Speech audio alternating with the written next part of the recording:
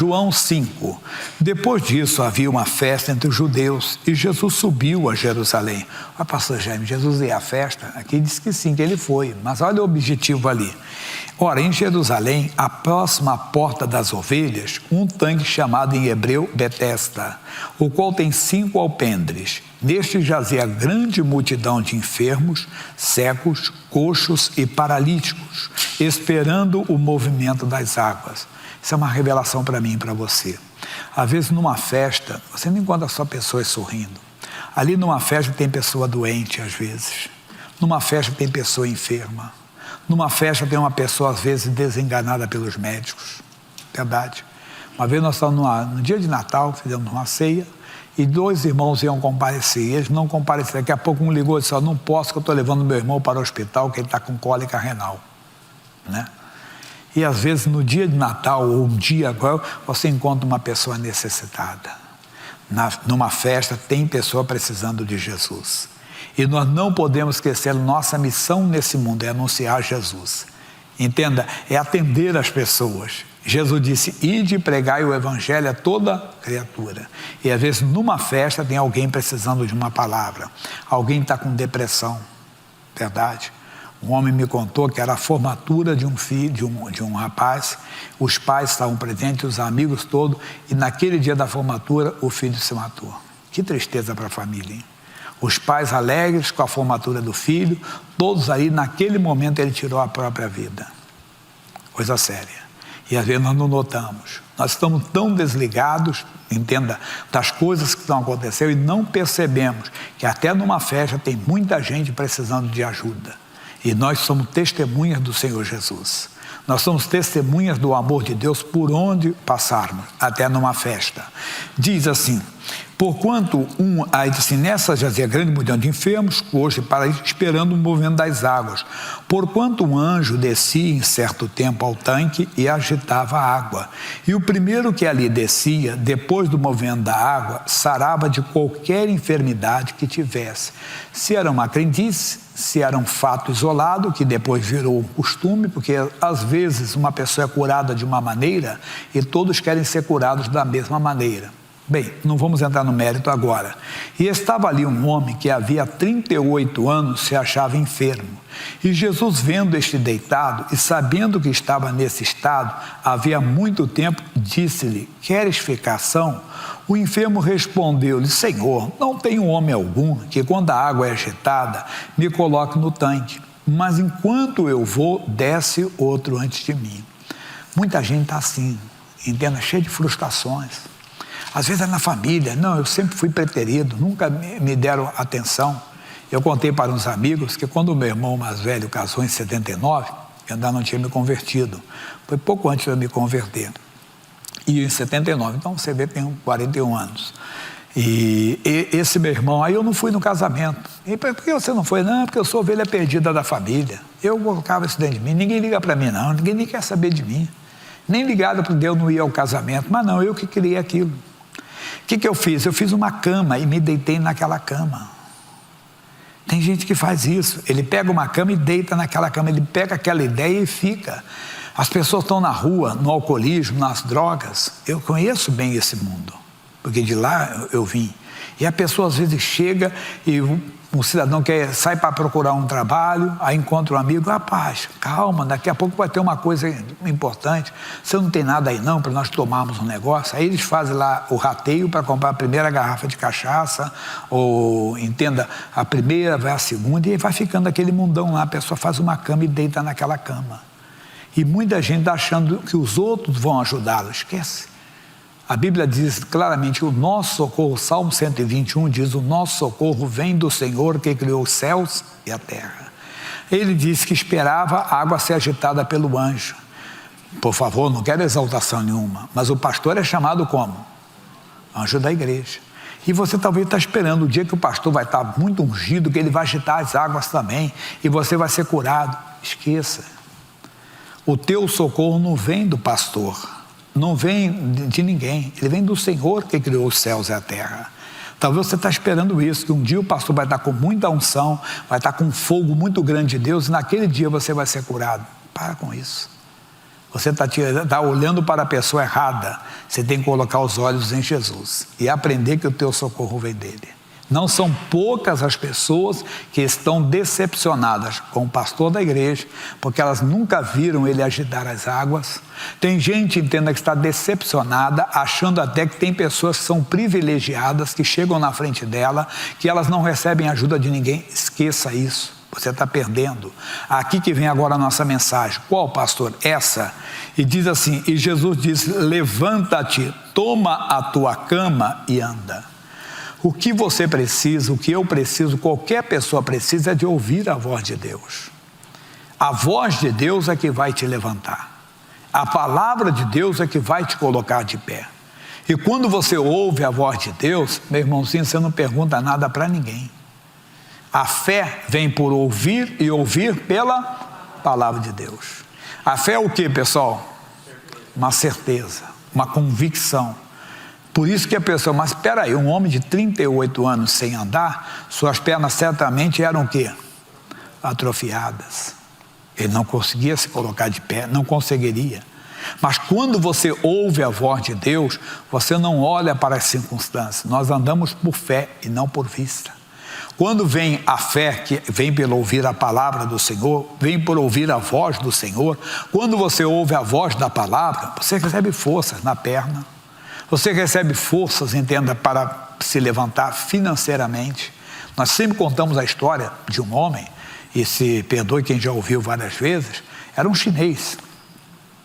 E esse chinês era um homem falido. E ele estava assistindo uma reunião com um pastor coreano chamado Po Yong-Cho, muito famoso no meio evangélico, muito conhecido, né? Lá no seu país, mas em todo o mundo. Eu lembro que no começo da minha caminhada com Cristo, eu li muitos livros dele, muito mais do que Números, Quatro Dimensão e outros mais, né? Eu li livros dele. E esse homem, então, conta esse caso. O homem estava ouvindo a mensagem e Jesus disse, bom é o sal. E o homem ficou assim, bom é o sal é bom, bom é o sal é bom, eu vou trabalhar com sal. Bem, para encurtar, ele se tornou o magnata do sal. O que ele fez? Ele ouviu a voz de Deus. Duvida que o pregador soubesse o que Deus estava falando com aquele homem. Eu sempre digo, eu prego, mas quem fala é o Senhor. Você tem que ficar atento ao que Deus está falando. E quando Deus fala, ele fala contra a lógica. Disse para uma mulher chamada Marta, Marta, tire a pedra. O irmão dela estava sepultado num túmulo e havia uma pedra na porta do túmulo. Tire a pedra. Ô Senhor, cheira mal. É de 4 dias, quer dizer, não foi fé. Jesus deve trabalhar com ela. Às vezes temos que trabalhar com paciência com a pessoa. Eu não tenho te dito que se você crer, você verá a glória de Deus? Quer dizer, Jesus trabalhou com o coração dela porque ela foi incrédula. Ela ficou o quê? No raciocínio lógico, o raciocínio humano. Lógico, um corpo de 4 dias realmente é um corpo em decomposição. Um corpo de 4 dias é um corpo realmente apodrecido. Mas Jesus, quando tem fé, nós não olhamos as circunstâncias. Nós agimos pela palavra dele. Levanta-te, Senhor. Senhor, eu estou com 38 anos, como é que eu vou me levantar? Não. Meu irmão, quando a pessoa ouve a voz de Deus, a palavra entra no coração, a palavra dá aquela fé, aquela certeza, aquela confiança, e a pessoa age sobre aquela palavra. Ela tirou a pedra. Poderíamos falar de mais ainda. O próprio Lázaro estava na sepultura e ouviu a voz do Senhor. Lázaro, ele foi específico, vem para fora. Vem, Lázaro. Mas pastor, o morto é. Nós pegamos aqui para falar também da parte bem espiritual. Não adianta você falar com uma pessoa muito, para de beber, para de fumar. Ela só vai parar de fumar e de beber, sabe quando? Quando ela ouvir a voz de Deus. Porque o salário do pecado é o quê? É a morte. A pessoa que está no pecado está na morte. Ninguém vai sair no pecado se não ouvir a voz de Deus. A pessoa não vai parar. A pessoa está na igreja, ela está se prostituindo. Ela ouve o pastor falar, mas ainda não ouviu Deus. Ela tem que deixar a palavra entrar no coração dela. Quando a palavra entra, é diferente. É diferente. A pessoa sai do túmulo, quer dizer, sai do álcool, sai das drogas. Puxa, quantas vezes entrei na igreja, entenda, com cigarro, com bebida, e saía da mesma forma, até um dia eu ouvi a voz de Deus. Eu vi, tomei uma decisão, quer dizer, aí me levantei. A pessoa se levanta. Então, a pessoa se levanta fisicamente, se levanta moralmente, se levanta, entenda, financeiramente e principalmente espiritualmente. Quando? Quando ela ouve a voz de Deus. Lázaro ouviu a voz de Deus no túmulo. A pessoa ouve a voz de Deus, entenda bem, no erro, e ela larga, sai. Mateus cobrava impostos para Roma, um homem que tinha uma vida, vamos dizer, fácil, um dinheiro fácil, mas quando ele ouviu, vem, me segue, ele deixou tudo. É assim que Deus faz. Se você ainda não passou pelas águas do batismo, você não ouviu a voz de Deus, você não entende ainda o perigo da eternidade. Você não conhece também as bênçãos que Deus tem na eternidade para você. Porque por mais que você seja curado, seja abençoado financeiramente, nada se compara com a eternidade. Porque, amigo, passa rápido. Falei de 41 anos atrás, parece que foi ontem. Então, parece que foi ontem. Parece que foi ontem. Eu me lembro, a primeira igreja que eu fui pregador, o titular da igreja, foi em 1984. Foi lá em Franca. Parece que foi ontem, tem 36 anos. Parece que foi ontem. O tempo voa, o tempo passa rápido, entenda. Eu lembro da mocidade, quando eu recebi a direção da mocidade da igreja. Passou. Vou fazer 62. Daqui a pouco eu faço 70, 80, 90, não sei, 100. Não importa. Vai que eu vá a 120. E a eternidade, meu irmão, se você vá a 120, a Bíblia diz, louco, se Deus te pedirem a tua alma. A pessoa não entendeu, por isso que ela fica ainda na sepultura. Mas quando ela ouve a voz de Deus, ela pode estar no álcool, nas drogas, pode estar com uma paixão ardente, pecaminosa, ela sai, não quero mais não. Rapaz, mas aquela, não quero saber, ela não quer. Ela deixa tudo. Mateus deixou tudo lá. Qual é o segredo da nossa mensagem aqui? Ele ouviu a voz de Deus. Você tem que ouvir. Quando você ouvir a voz de Deus, você não vai depender de anjo. Você não vai depender de ninguém para te ajudar a colocar nas águas. Você não vai, não, porque ninguém me dá um apoio, porque ninguém me dá atenção, porque ninguém me dá oportunidade. Se eu tivesse a oportunidade, para com esse negócio. Você não crê na Bíblia, não? Agindo eu, quem impedirá, irmão? Ninguém vai impedir, mas o meu patrão me impede, não impede. Pode ter certeza disso. Deus vai mostrar que é contigo. As pessoas vão se encurvar diante de você, vão te respeitar. É isso que é a palavra. Ele ouviu, levanta-te, logo, não demorou não. Tem gente que demora, foi logo aquele homem ficou são e tomou a sua cama e partiu. Toma a cama, sai dela, irmão. Vai fazer a obra. E aquele dia era sábado, aí vem agora. Então os judeus disseram àquele que tinha sido curado, é sábado, não te é lícito levar a cama. Ele respondeu-lhes, aquele que me curou, ele próprio diz, toma a tua cama e anda.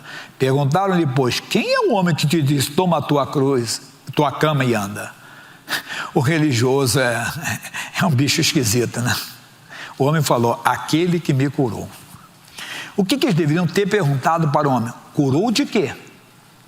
Segundo os chamados intérpretes, teólogos que estudam, né? Esse pessoal que se dedica a estudar as escrituras, e hoje eles deixam tudo mastigado, né? Na ideia tem os estudos já prontos lá e tudo, e eles falam uma coisa bonita, né? Que alguns, que aquela cama ali não era uma cama comum, não dava para se ver que era um homem que vivia naquela cama, que era um paralítico, é como se fosse uma cadeira de roda hoje, uma cadeira de roda, né?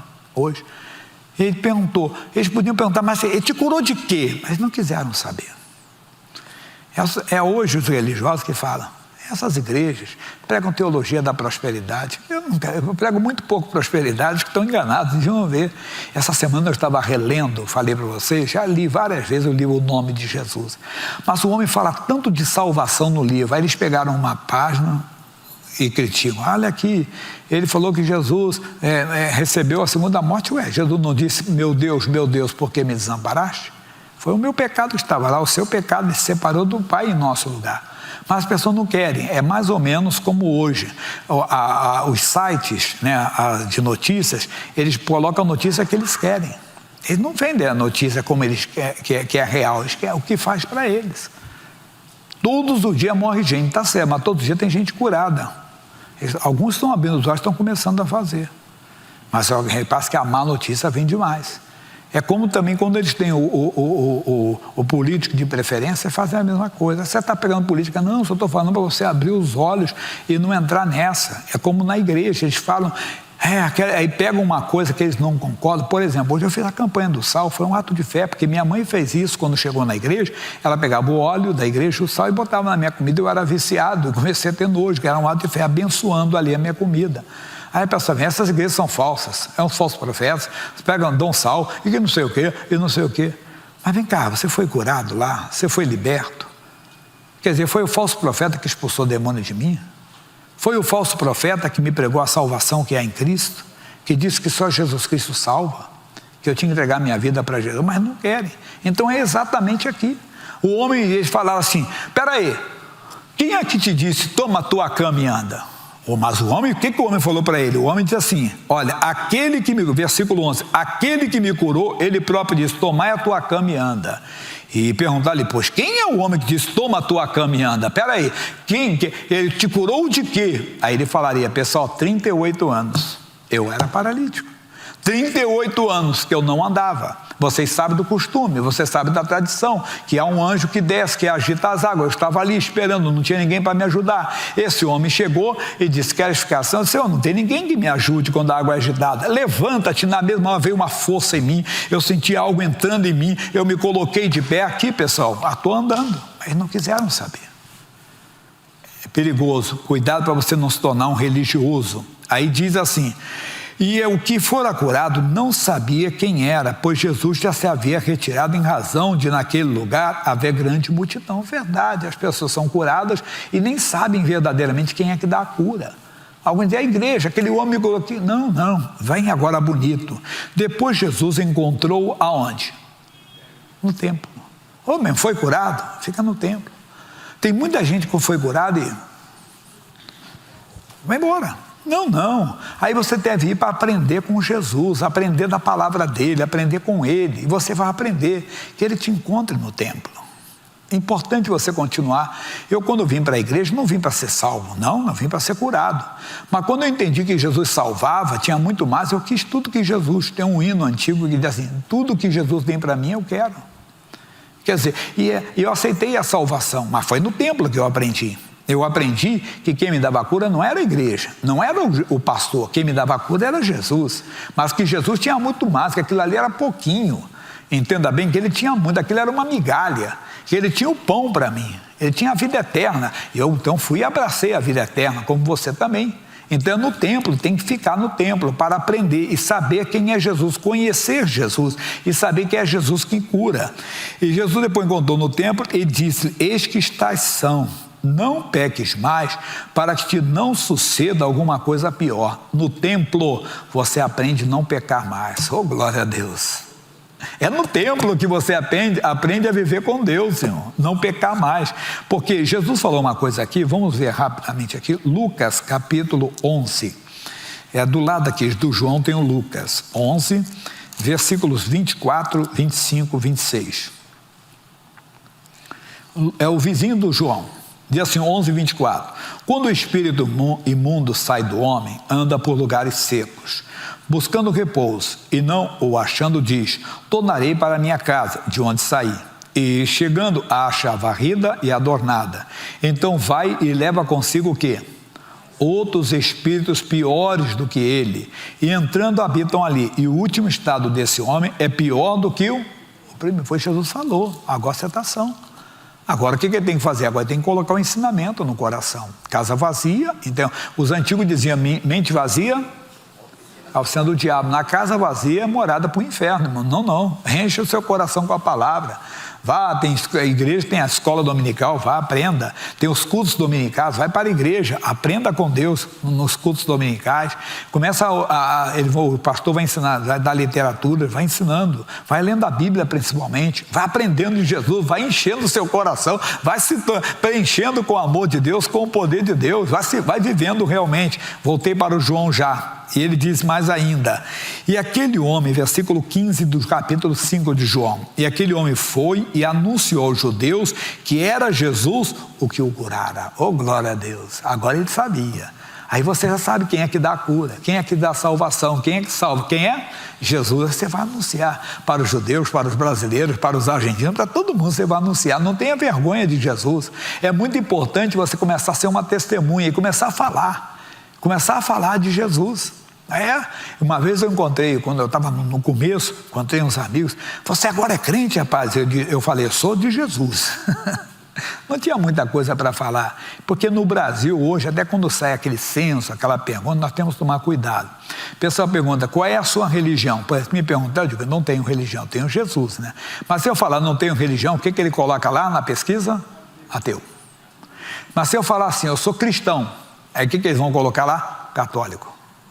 Então, nesse caso, não perguntar, você tem que falar bem claro, sou crente, sou evangélico, sou de Jesus. Mas se fala só de Jesus, talvez ele ponha católico também. Então, você tem que ser bem crentão, né? Sou crente, sou evangélico, sou evangélico em Cristo, sou crente em Jesus Cristo. Mas então eu tinha essa resposta sempre. Os amigos falaram, rapaz, você é crente? Não, eu sou de Jesus.